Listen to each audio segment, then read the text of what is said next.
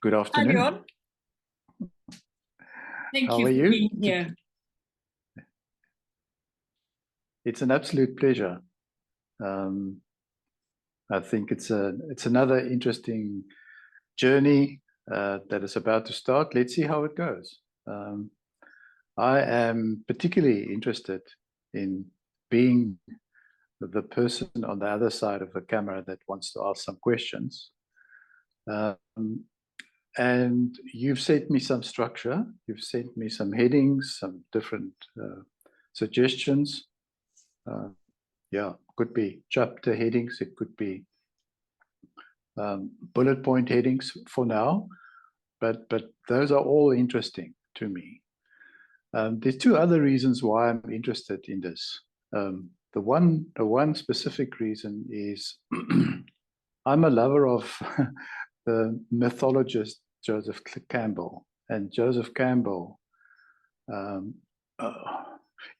those who know him, he also, for many people it's unknown, but he also, his approach to storytelling and mythology, even today, is adopted by modern companies like the Big Five in Hollywood. Disney, for example, has contracted a very prolific researcher to research the hero's journey, to see how they can adapt that storytelling structure into normal storytelling today. And there's lots to say about that, but this is not the place for that about. But what's interesting to me is that if we look into your narrative just initially, there's also the signs of the heroine's journey. Now, normally the hero's journey is about meeting a challenge. You meet the hero in his ordinary world. He's faced with a challenge. He runs away from this challenge, first of all, and then a mentor pops up in his world, and the mentor says, by the way, you're the only one that can actually do something about that, and I don't understand why you're sitting, why you're not getting into action. So the mentor's role is to kick ass and to make sure that the hero gets going. And of course, when the hero gets going, the task becomes too big. And there's a phase where you sit back and you say, no, this is too big for me. It's overwhelming. I don't want to do it. Then a second time, the mentor will come in and say, consider this. You cannot avoid going ahead by challenging this. Now, in olden days, this was referred to as a battle. So what the hero then does is he sharpens his sword. He develops his skills for the the battle. And the first time and the second time he goes into battle, he will actually lose.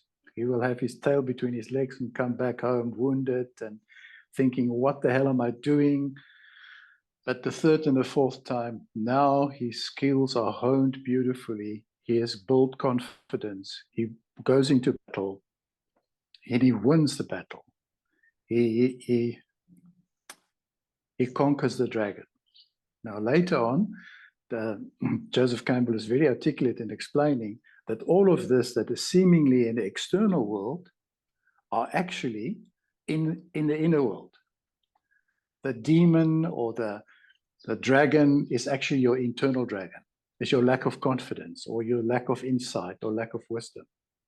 So when you finally conquer the elixir and you have the elixir in your hand and you return to the community or to the tribe, you now are blessed to be the new mentor for the young and upcoming heroes or heroines that will also face their own life battles, their own hero journeys. So I just, when I hear you and listen to your story, how it started and how it unfolded, this for me is a beautiful structure also to consider in some of the moments as your narrative unfolds from now on. And then my second reason is I got to know you in a couple of months now. because we've explored and investigated and did some inquiry and did some spontaneous recording about venturing into a deeper understanding of the applicability in modern life for family constellations and systemic thinking. And one of the most exciting things so far is actually the investigation or the inquiry into another perspective on another self, which is a Netflix drama series. So my passion for movies, for drama, all comes together in this conversation, and also in this way to start walking this journey for you, to help you to express and let it unfold. We don't know how this will end, but we are at the starting point, and that's very exciting. That's all for now.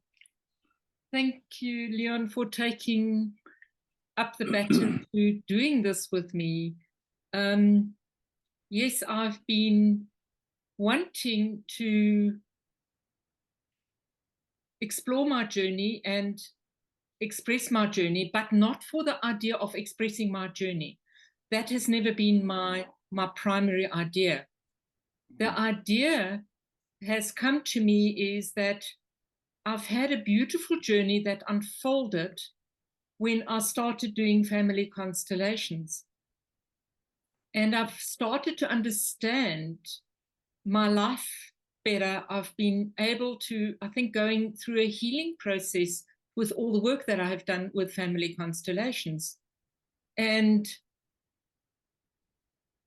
where I am now in exploring not just facilitating constellations, but also teaching and training the processes of the work, but with a deeper understanding of what is really driving this work, this phenomenon in this work that is so amazing. And I realized that in my own life, I have quite a few stories that are really topics that are so common in this work.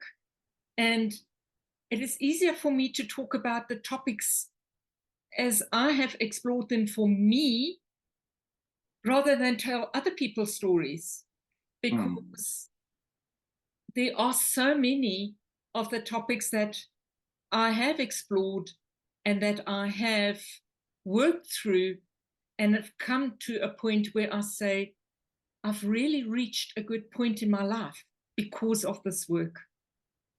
And I understand the difficulties that other people have in understanding why we have the concepts that we have in this work. So I think I am in a beautiful space in my life where I can share these topics through my life, but also with the wisdom of family constellations or systemic work as it is. So thank you for joining me on this journey. I'm excited. So wonderful. So where is a good place to dive into this pool? Do you think the best place is to think about how constellation work came into your life, or is there a better starting point? Maybe that's not a bad starting point, because that is a good starting point. Because we all find we are in a point in our life where we find something that we stumble on, in my case by accident, that then becomes quite significant. So my accident happened when I came into what was supposed to be an inner child workshop, and the lady who was supposed to give the workshop wasn't there. And a gentleman took over the slot, and he started talking about family constellations. And this gentleman is John Payne, as he was known at the time, who is now known as Shavasti. So, and for me, it was wow, he's talking about something that makes sense to me. For me, DNA and bloodline made sense. And that was one of the hooks. The other hook was, I at that time was finishing my degree in traumatology, and I had done a thesis on the sins of the fathers. And for me, it was not about the sins of the fathers. I explored, how does the trauma go forward from one generation to the other? So these two things then interlinked with the trauma that happens in one generation. How does it go forward to another generation? And then the DNA, which is, for me, it is physical. It is almost not negotiable, because we cannot exchange our blood to change who we are. And so that was, for me, the hook into this work. I'd done a lot of other work and a lot of other studies, but for me, this is what hooked me. So just say a little bit more about your other studies. So the traumatology. Yes. So yeah, the traumatology came into my life again by accident. I had written an angry letter to God because I was in a stage of my life where I was just really angry and furious with everywhere where I was finding myself. And I said, you know what, God, you know me inside and out. You got to now lead me to where I need to go next. I am a mother of 4 children, and they were growing up, and they were going to find their own lives. And I felt that I was still young enough to do something with purpose in my life. And some of the endeavors that I'd done weren't as attractive to me. I'm a financial planner. But for me, that door wasn't really opening up in the way that I felt I was giving enough. And then I found this advert to study traumatology, and I thought, sounds interesting. Long story short, the first day I came into the class, it was like, this is your right place. And that is how I started my studies, not as a youngster, but at that time in my life. It was also a time of great difficulty. My father at that time was diagnosed with cancer, and he subsequently passed from it. And so it wasn't an easy time in my life when I started new endeavors. But when I started studying, I never realized how traumatized I was. For me, trauma was such a natural part of my life that I never actually realized the impact it had made on me. And so when I was then going through the traumas that were happening for me at that time, only then did I realize the traumas I had experienced right through my life and how they were playing out at that time of my life. So I'm sure we're going to come back to the trauma and the trauma training and what happened in your life. But just for the viewers and for the readers eventually, a little bit more about, you said you were a financial planner. How did that all happen? A planner? Yeah, I actually did 4 years with a financial institution, and did 4 years financial planning for people and with people, and ran in a brokerage. I actually advise people on their financial plans. Amazing. Well, so that planning part of you, I'm still experiencing. It's coming through. Great. So is it the right place now to talk a little bit about what traumatized you in your youth? Or shall we first go to how you discovered the beginning of the family constellation journey? All up to you where you want to start. Okay, so one of the first concepts when we look at family constellations is honor your father and your mother. And a lot of my clients have, how can I make peace with my father when he has done X, Y, Z to me? My mother, and we have all these discussions on what the mother did wrong. And then the question is, how can I honor my father and my mother?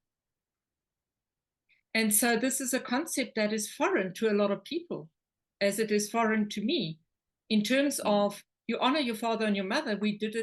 I did it because it was from a religious perspective. It is something I understood. But how do you come to terms with certain facts of what happens to you really early in life? So my very first life experience with my parents basically happened in the womb. Being conceived as an illegitimate child, my parents had problems. What are they going to do with it? I read a comment the other day that said, just because I have intimacy with somebody doesn't mean that they have a baby. And I think that is often not an expectant outcome when you are intimate with another person.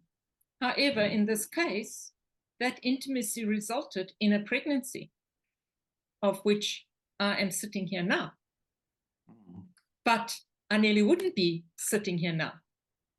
If my father had his way, I would have been aborted.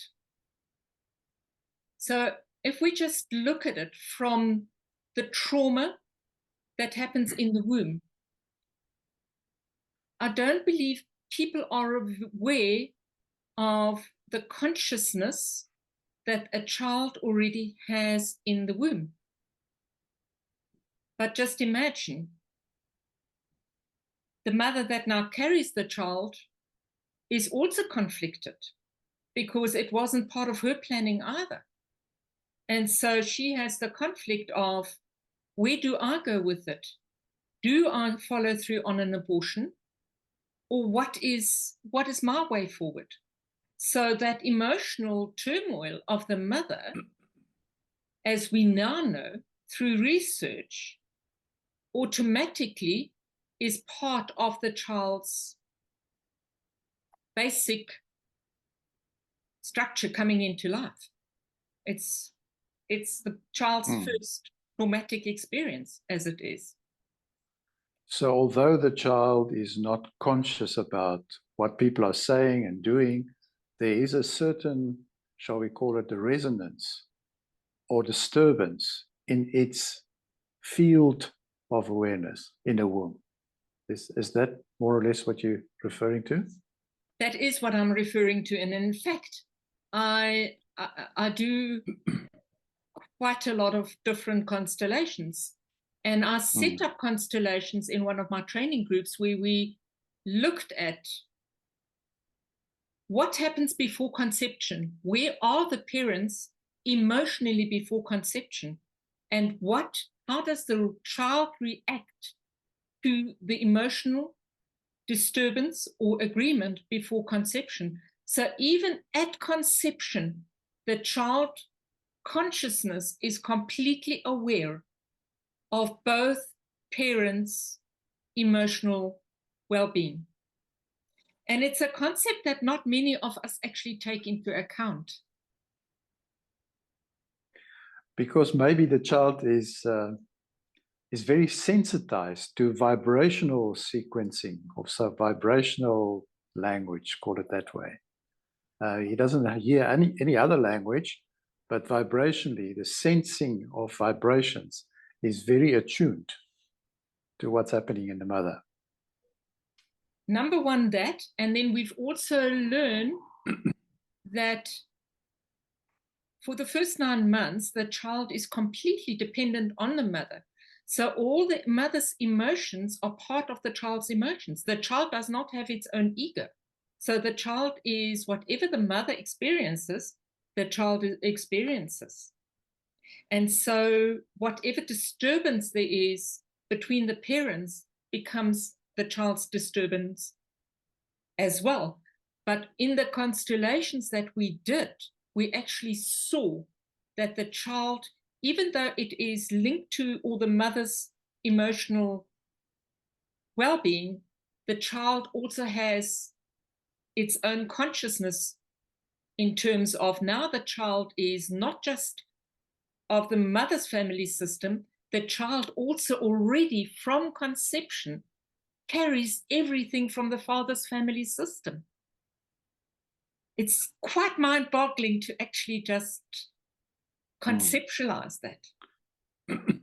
So are you saying the work that you then started to do about yourself through this work with John, Family Constellations, almost was like having a rear view mirror about what actually happened to you in the womb? Is that what we're saying? I didn't set it up for having a look at me. We actually set it up because other people wanted to know it.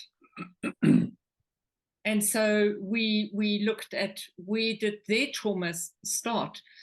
Right. Understanding from my background of trauma, it was obviously where did the original trauma for the child start in the womb. Right. And in your specific case, that's not an area that we're going to explore right now, but just in general, that this is basically the work, is to have that look back into what happened in the system, yes, the broader system. Right. Yes, it is for me, it's given me an understanding of that the system is,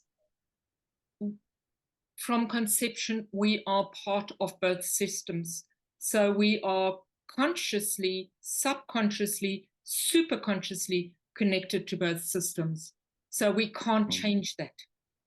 And in that comes an acknowledgement that life comes through source, from source, through the system into this baby that then grows in the womb and eventually is born, as in my case.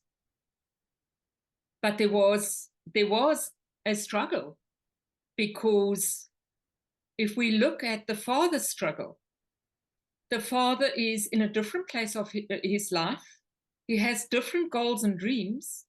And now he's confronted with the idea of there is a child that you are now going to be responsible for. And having done the work, for me, is a case of what is it that I need to honor in my father to honor my life? Because there is a concept in the family constellation, is that life is given and life is taken. On some level, there is a being in me that acknowledged and accepted the life that was given. Let's call it source, let's call it soul, whatever we want to call it. That soul agreed to taking that life from these two people that had an interaction with one another. Yeah. So understanding that this man, although he had an idea that he wanted me aborted, was in his own conflict, was in his own family system, was in his own religious system, was in a system where in his mind at that point he could not agree to take responsibility for this child. Then the woman, my mother, decided she would not agree to the abortion because that was within her belief system, in where she grew up and what she believed in. She just did not feel right to going through with the abortion, because for her, it was murder. And she could not bring it over herself to murder a life that was growing inside of her. So can we see the consequences of the difficulties in both these parents in terms of what they were experiencing at that time? So they both had difficult decisions to make. My mother's decision was, yes, I will agree to bring this child into life, but she wanted me to be adopted. So there's another rejection that now comes to the child.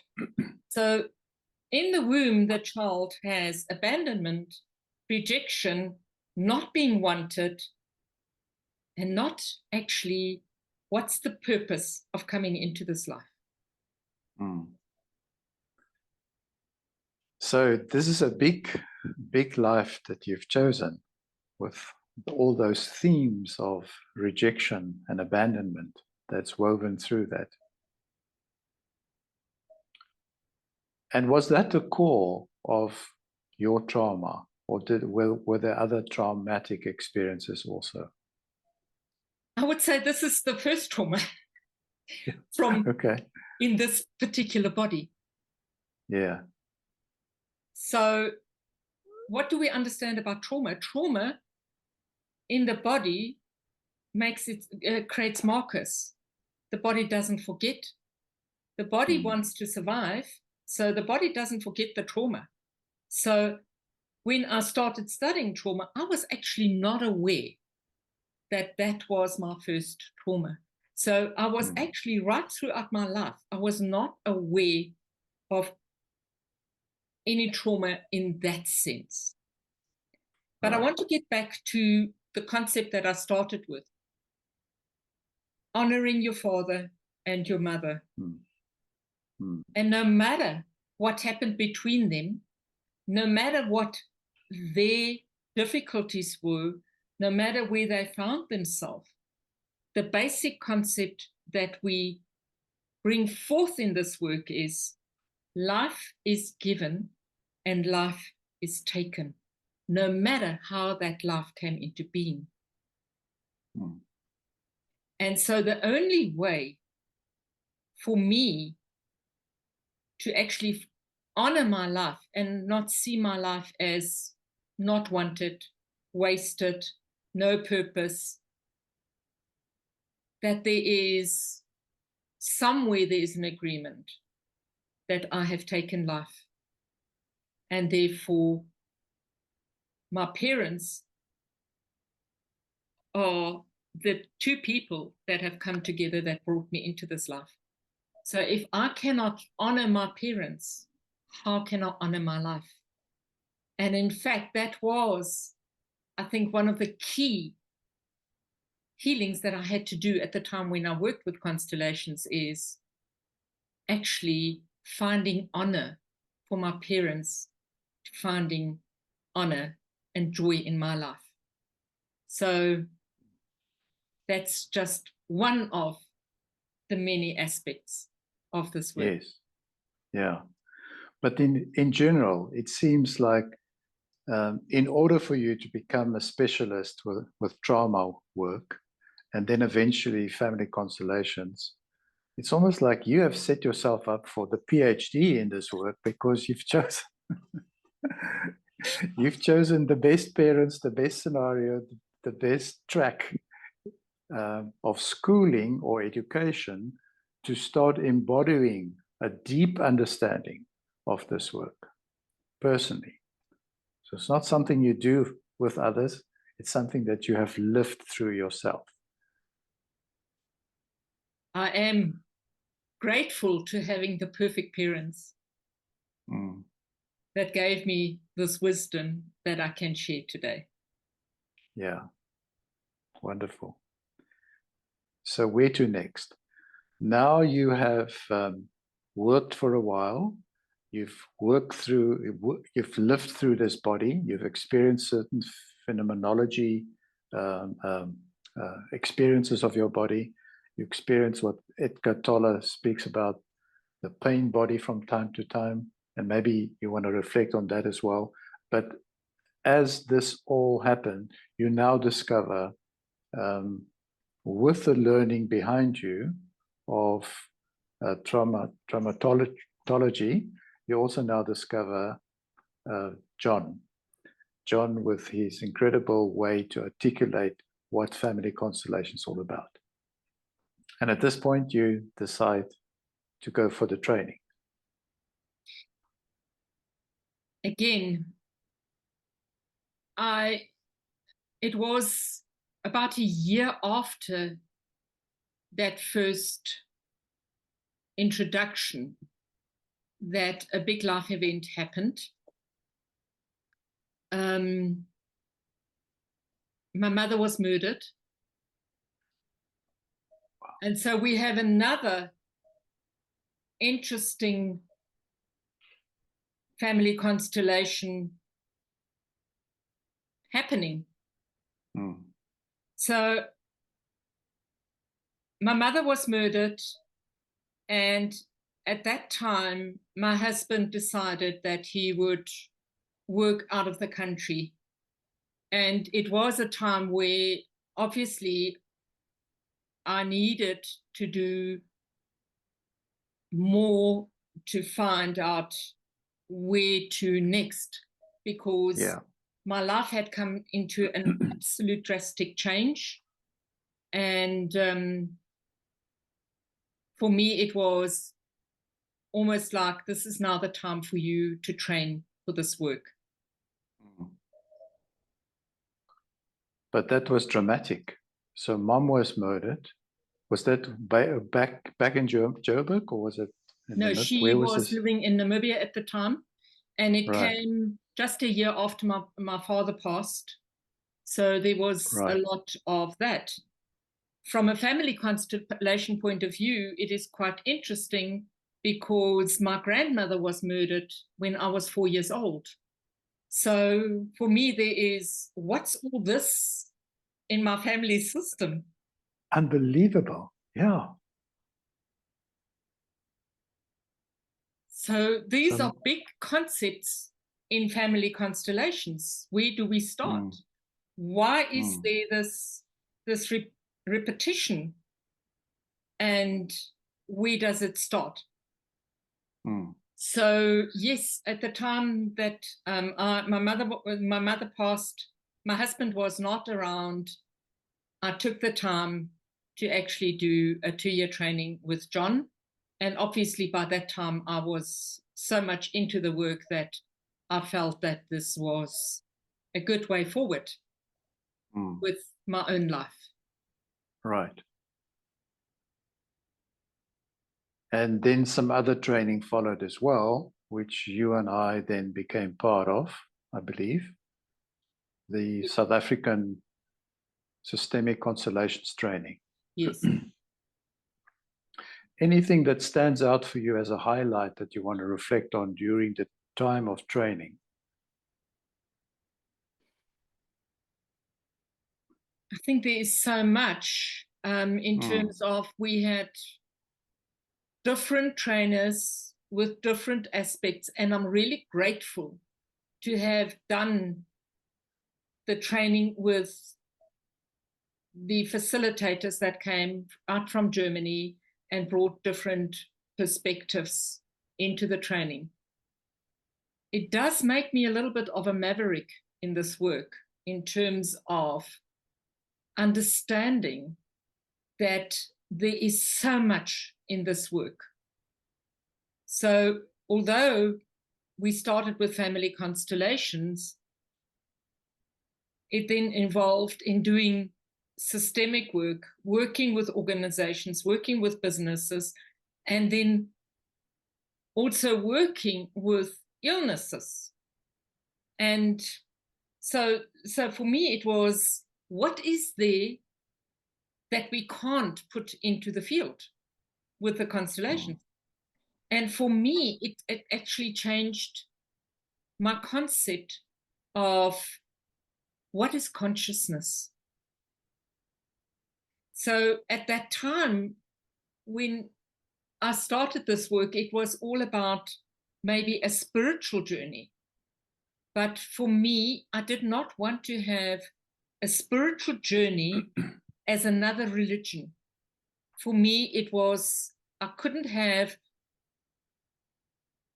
the following of an idea or an ideology just to replace a religion. So for me, it is about the concept of what is consciousness and how does consciousness fit into our world. So that's for me actually the big expansion in this work. Right. So you mentioned that your facilitators, John, your training facilitators, and later on the Germans and so on. But something that you and I already have discussed in other contexts is also the teacher of the field, that one of our biggest teachers, we can say, is the field, or the knowing field, or the systemic field. Maybe you want to reflect about that a little bit in terms of your own practical learning. Okay, so I already started when I said I explored what happens to the baby in the womb. So for me, it is about what is the consciousness. And so when I move into the field, one of the biggest understandings I have is to not have any concept of any idea of judgment when moving into the field. Because the moment we go in with an egoic judgment, it's as if we can't get to the answers that are true. We can't get to the answers that are driven in the pureness of what I want to call the consciousness. So as a facilitator, I needed to learn to become nothing when I move into the field and acknowledge that the wisdom is in the field. So with that, obviously the exploration became never ending, and it still is. And I think that is why I'm finding myself where I am today, that every time I set up a constellation, there is another wow. I haven't tired of the wow effects at this point in time. One of the Zen teachers that I follow say, beginner's mind every time. Every time, yes. Yeah. And so there is not a question that we cannot explore. However, I want to put a caveat here. We cannot use the field to create a desired outcome. We cannot use the field to create futuristic outcomes that we maybe want, because that wouldn't be fair. So entering the field, I believe that we have to be ethically pure in our intention on what it is that we can gain from the wisdom of the field, and not play with it as such. So in our conversation around the hero's journey, the symbolism of the sword, the two-edged sword, is used. And for me, it's a beautiful symbolism of discernment. Yes. Would you also say that discernment is one of the great tools that we need to learn in this work? Absolutely. And because the work has been done for so many years already, there are already a lot of good guidelines that we can follow. And there are quite a few theories that are already in place that we can just follow. It doesn't mean that every time we set up and we use a theory that it is true, but we've got quite a lot already that we can work with when we set up a constellation. And who were your mentors that edged you on and encouraged you and, you know, made sure that you stay on track? Were there any specific ones that you want to honor? Not really, because I do live a life where I look at things and I work things out by myself. It's also something that I've done since I'm a little girl, simply because I did grow up by myself. I was an only child. I grew up on a farm where there was nothing. So I basically am used to the exploration and just discovering. I have many mentors in the forms of books that I read, always exploring new training, because I do keep on and explore different people's work. So it's I never ever stop looking at what is done and what is done that I can take on as, yes, I like this, or I can say this is not quite where I want to go. So I think I haven't had a particular mentor. And I think it's because I'm not used to a mentor. I mean, my father wasn't present. My mother then went her own way. She couldn't give me up for adoption because the people that had decided to adopt me then adopted another little girl, which was very difficult for my mother to have that decision. And she said to me, it's because I was too ugly and the other girl was pretty. So early on in life, I learned that nobody wanted me. Not even the adopted parents wanted me. So this poor woman got stuck with this screaming brat that nobody wanted. I feel so sorry. Oh, my goodness. So, yeah, so I think I learned to be very independent very early on. And I think we can explore next time we meet as to what happened to this little girl growing up. Yes. Because so definitely that's a next chapter. Yes. But just a curious question before we go to the next chapter. Do you think that the question of having a mentor or not having a mentor also depends on personality types of introverts and extroverts? Do you think there's a correlation there in your experience? So looking at it through the trauma lens, when I have a very well established, I have parents that want me, I'm loved, I have a lot of attention, that becomes my norm. And if I am then grown in that attention to be confident and, you know, with people and so on, then that is my norm. So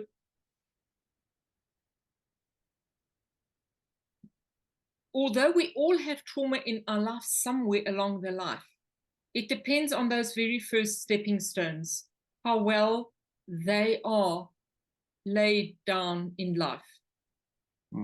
What we see with children that have a lot of trauma early on in life is that there's a lack of trust to others, and there's often even a dissociation from life. With other words, the trauma is so big that I don't actually want to be part of this life. So then you go and find a different reality for yourself. Yes. So I think when we look at personalities, I would not look at personalities without looking at the childhood beginnings and the childhood belief systems from early childhood. I love that approach. I think that's very wise. One of the people I follow talk about the inner therapist, that circumstances builds you to discover that inner muscle, that inner intuition, that inner capacity to find answers in yourself. Course in Miracles, of course, talks about the Holy Spirit. That is your factory setting that you just need to go back to time and time again. The inner voice is another word, etc., etc. But I think this capacity to work out answers for self and calibrate whether this resonates with your inner being. Does it bring peace, or what does it do for me? That capacity building, I think, is such an enormously important skill in discovering our own hero's journey and what we need to do on this hero's journey. Bringing into that a child that has severe trauma does never find that space of peace. Peace is merely an absence of danger. Right. Right. There's a constant vigilance. So there is never a place to actually rest. So that is something that has only come through the work that I've done, where I can put that vigilance aside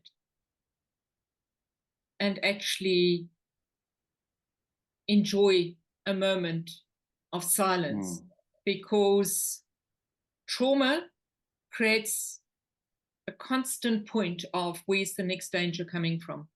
So there is a constant, what is going to happen next? How can I protect myself? I cannot even trust the adults to protect me, in my case. So if I can't trust the adults to protect me, who will protect me? So there is a huge caution of allowing people into my inner circle, if it were. So in your case, what was the challenge for your hero's journey? If you could summarize that in a sentence or two, just to see if you can, because we will speak about this much more in the follow-up recordings. So for me, there is never a hero. For me, there is never a point of being good enough to be accepted. So for me, everybody out there is a hero except me. So there is, everybody out there can achieve what I can't achieve. Right. And not understanding that they have a different starting point in life. I think that was my first nugget of understanding, that we do have different starting points in life. And that is why we can't ever measure up to somebody else and compare our lives with somebody else. Everyone is unique. I'm not even going to go there. Everybody has a different starting point in life that shapes them, that shapes their beliefs, that shapes their lives. And when I understand that my starting point was merely as it is, I think my hero's journey starts when I could say there is no judgment on my starting point in life. Finding acceptance and being in agreement that my starting point was nearly what it is. And the starting point is where I could say I was given life and I took life. And what I do with this life is now mine to take forward. So the enemy that needed to be conquered was to make peace with your starting point, number one, right? Right. Number two, to not judge others for having different starting points. Yes. So the absence of judgment about others' journeys. Yes. Right. So with those two in place, then one could proceed on the journey to finding deeper levels of what needs to be conquered in order to finally receive the elixir or the wisdom or the insight to also, like you now do, train the new upcoming heroes in the world.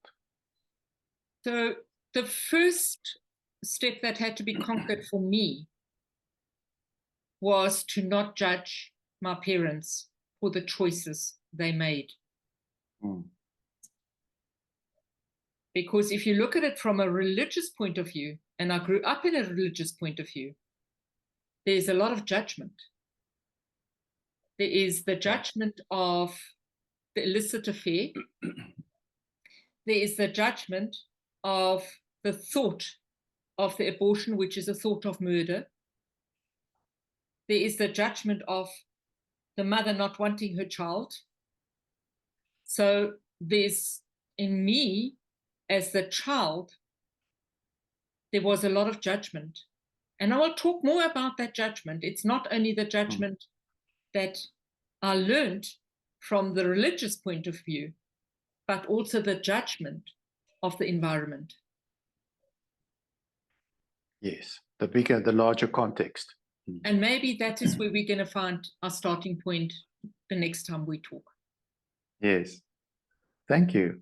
That was so enlightening. There's so many things I discovered in this conversation about you that I didn't know before.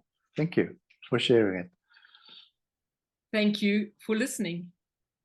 And I think we've got a lot that we can talk about that relates to how we deal with the different aspects through the eyes of the systemic work and the wisdom of the systemic work. So I look forward to our next conversation. Thank you, Leon. Fantastic. Thank you, Sonja. See you next time. See you next time.